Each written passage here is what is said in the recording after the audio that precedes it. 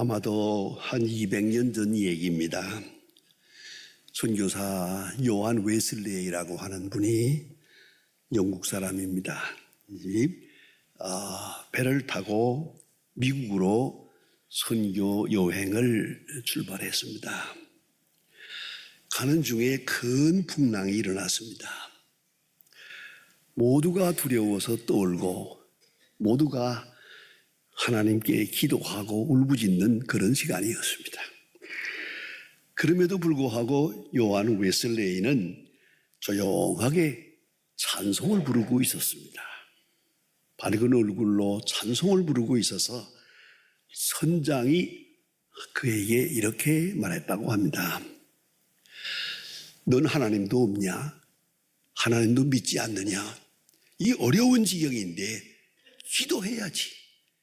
부르짖으며 하나님 앞에 기도해야지 어떻게 너는 찬송을 부르고 있느냐라고 꾸짖듯이 말을 했는데 그때 한 요한 웨슬레이의 말이 명담으로 오늘까지 전해집니다. 걱정하지 마세요. 잘 갈 겁니다. 잘 갈 겁니다.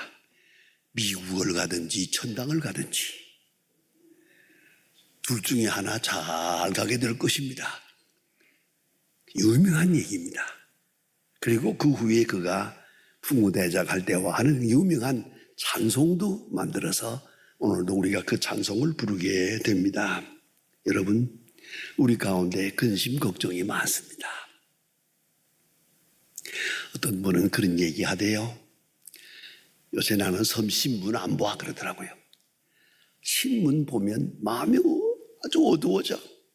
아주 영 좋지 않아서 신문을 안 본다고 하는 그런 얘기까지 합니다만은 어쨌든 근심 걱정이 많습니다. 정치적으로, 경제적으로, 사회적으로, 문화적으로, 가정적으로 아니 내심 여러 가지의 근심 걱정이 있습니다. 그 원인이 뭐겠습니까? 세상 때문입니까? 사업 때문입니까? 인간관계 때문입니까?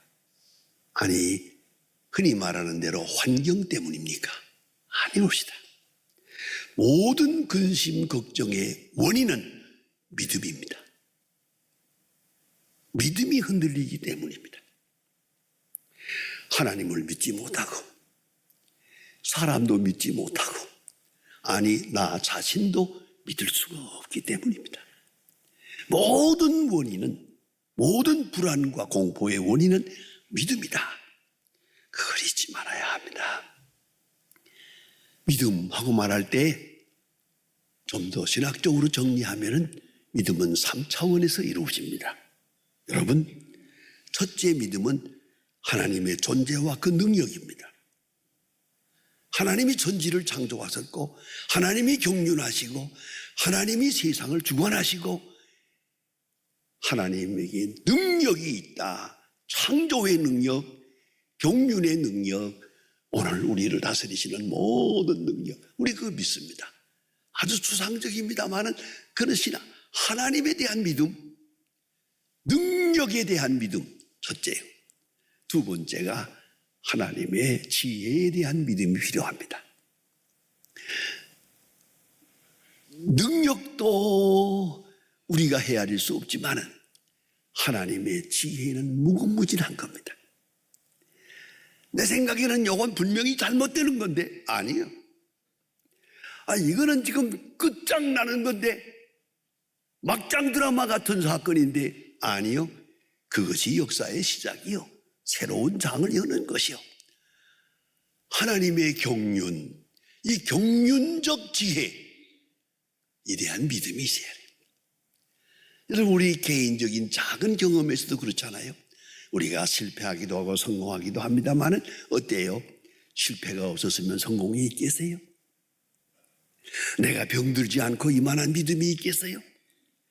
생각해보면 우리가 당하는 여러 가지 내 마음에 안 드는 일들이 있지만은 그건 다 하나님의 경륜적 지혜 속에서 귀한 일을 미래적으로 창출하는 것을 볼 수가 있어요.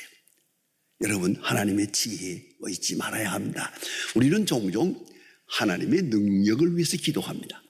하나님께서 병 고쳐주세요. 하나님께서 성공하게 해주세요. 하나님께서 모든 일을 해결해 주세요. 그렇습니다. 그러나 하나님의 지혜에 대한 기도가 부족합니다.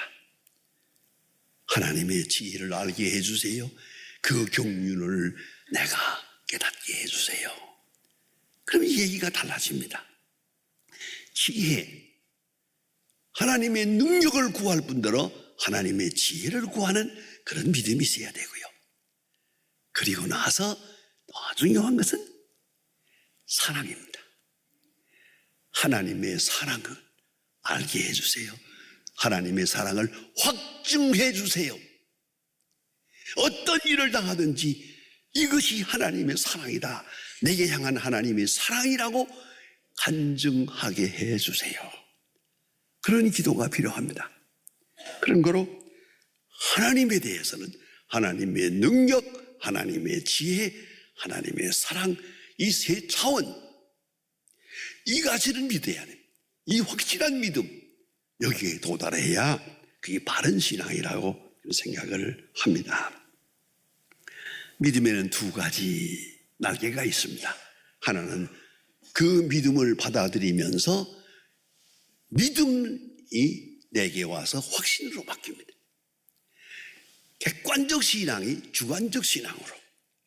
그래서 확신을 가지게 됩니다. 그렇게 응답하게 되고, 또 한 가지는 그에 따라서 순종하게 됩니다. 믿고 순종합니다. 믿고 기뻐합니다. 믿고 찬송합니다. 그것이 신앙입니다. 아브라함이 하나님을 믿어서 말씀에 따라 고향을 떠납니다. 갈 바를 아지 못하고 고향을 떠납니다. 아브라함이 믿음입니다. 여기는 모험이 있습니다. 그러나 하나님을 믿는 믿음 안에서 조용히 순종하고 그와 같이 먼 순례의 길을 떠납니다. 무슨 얘기 하나 할게요. 1963년입니다. 아주 오래전 얘기죠.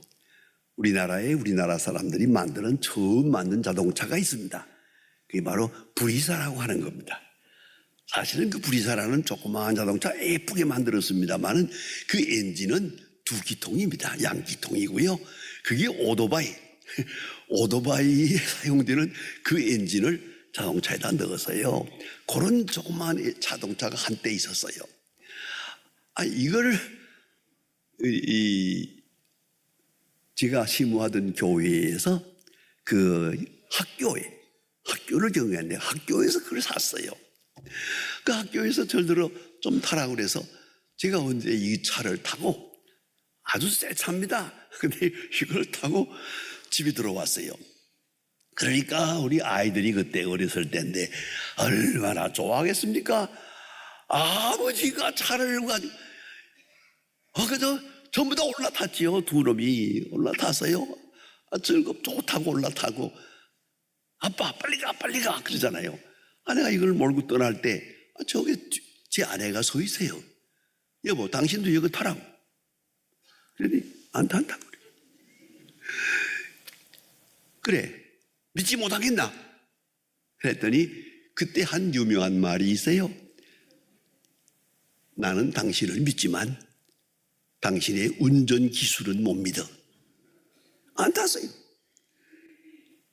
지금까지 그건 문제예요. 안 그렇습니까? 차 안 태웠죠, 그러니까. 생각해 보세요. 믿으면 타야지. 안 그렇습니까? 근데 요새는 가만히 보면 차를 옆에서 태우면 타자마자 타요, 이거는. 시작부터 끝까지 타요. 왜 그렇게 타느냐 그러니까 천당 같이 갈 테니까 아직 편안하대요. 여러분, 믿음이 뭡니까? 믿습니다 한다고 되는 게 아니에요. 올라타야 돼요. 운명을 같이 해야 돼요. 그게 믿음 아니겠습니까? 말만 믿는다, 행동은 아니잖아요. 그러니까 평안이 없고 용기도 없는 거 아니겠습니까?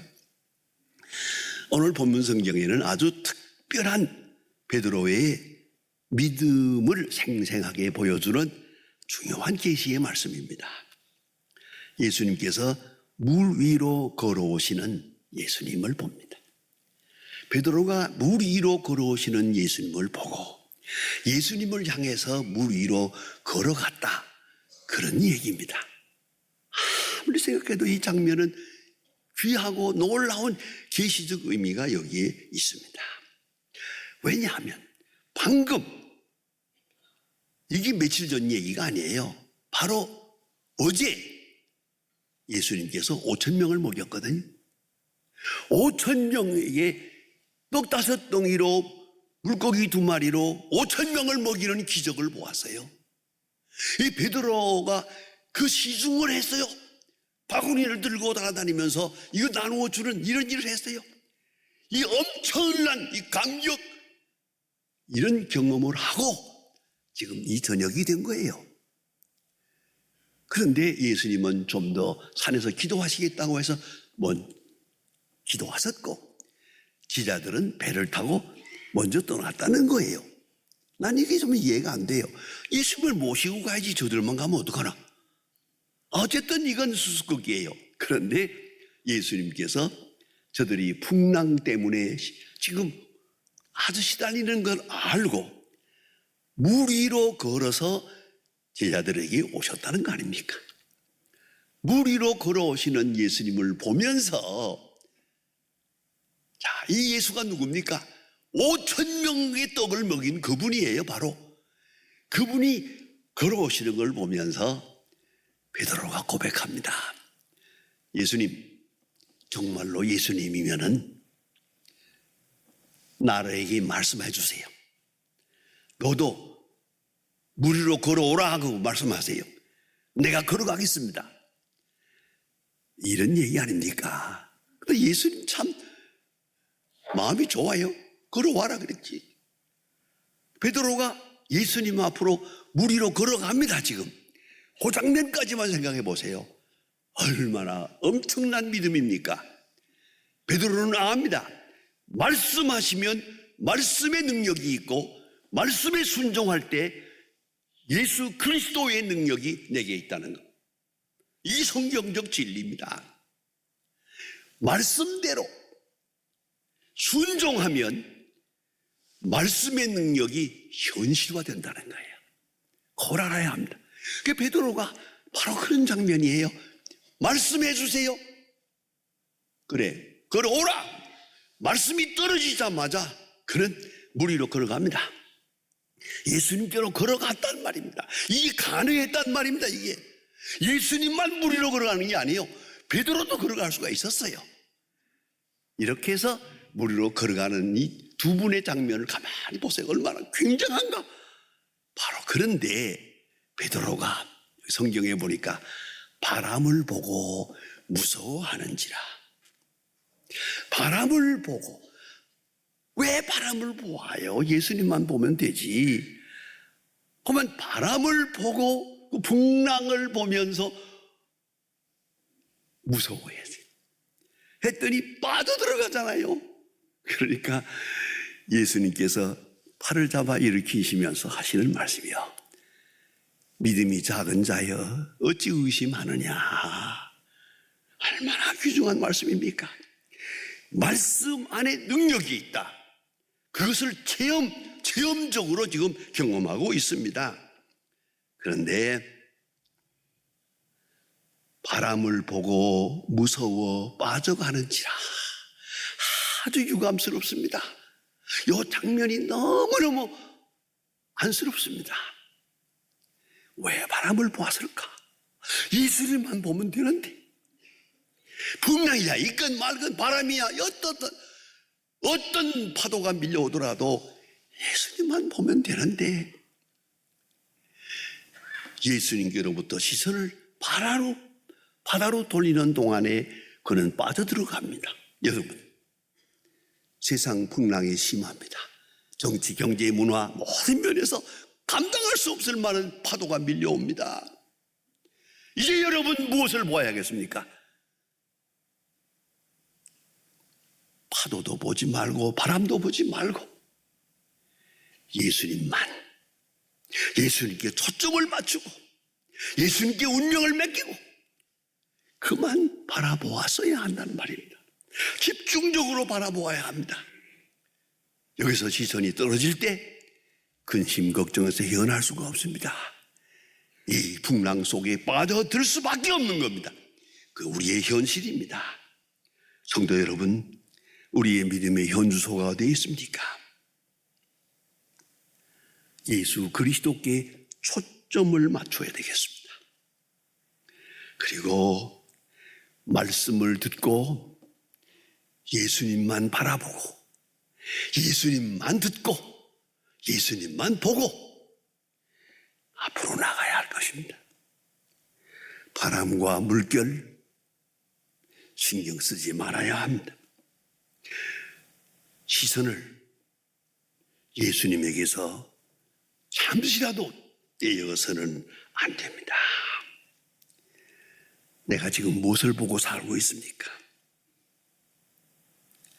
1947년 2월 8일 토마스 에디손이 출생한 지 100년이 되는 해입니다.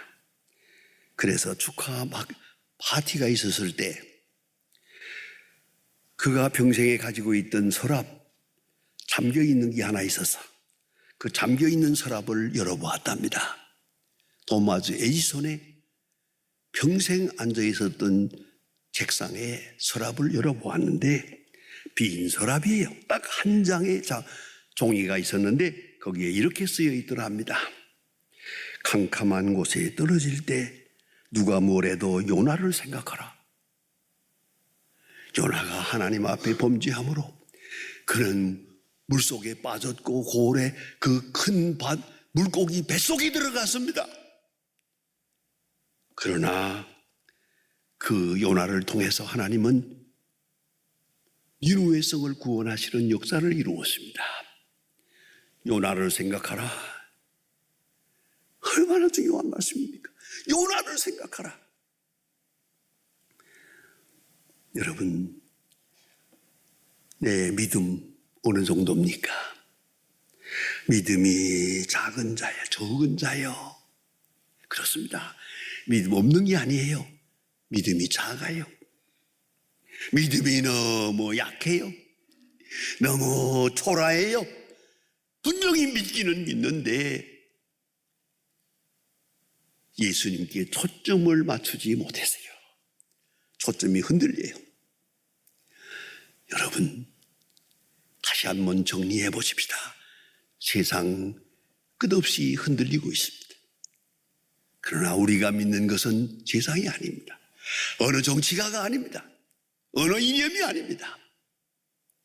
오직 예수님께 우리의 시선을 맞추고 흔들리지 말아야 할 것입니다. 우리의 물결이 내 몸에 닿을 때까지 다가오더라도 저 사나운 물결, 파도를 바라보지 말아야 합니다. 그리고 주님만 바라보고 주의 음성에만 귀를 기울이면 능히 이 풍랑을 헤쳐나갈 수 있을 것입니다. 다시 한번 수로보니 여자에게 하신 말씀을 생각합니다. 예수님께서 이 여자에게 말할 때 내 믿음이 크다 그랬습니다. 내 믿음이 크다. 오늘 베드로를 향해서는 내 믿음이 작다 그랬는데 믿음이 작은 자여. 수로보니 여자의 믿음이 크다. 그 크다는 말을 헬라어로는 메가스피스 있습니다. 메가톤급이다. 내 믿음은 메가톤급이다. 칭찬하셨습니다. 확실히 믿음은 있습니다. 우리에게 다 믿음이 있어서 여기까지 왔습니다. 그러나 믿음이 작은 자 희미해요. 흔들려요. 위대한 믿음, 큰 믿음, 확실한 믿음. 그리하면 우리가 아무리 세상 풍파가 어렵고 세상이 흔들려도 우리 마음은 고요할 것이고 우리의 발걸음은 분명히 온전한 영생으로 향하게 될 것입니다. 여러분, 나의 믿음을 한번 점검해 보십시다. 믿음이 작은 자여 어찌 무서워하느냐. 내 믿음이 크다, 네 소원대로 되리라. 여러분, 어떤 믿음을 가지고 계십니까? 우리의 믿음을 재점검해서 위대한 믿음, 큰 믿음, 세상을 이기는 믿음, 그 믿음의 소유자가 되어야 하는 것입니다.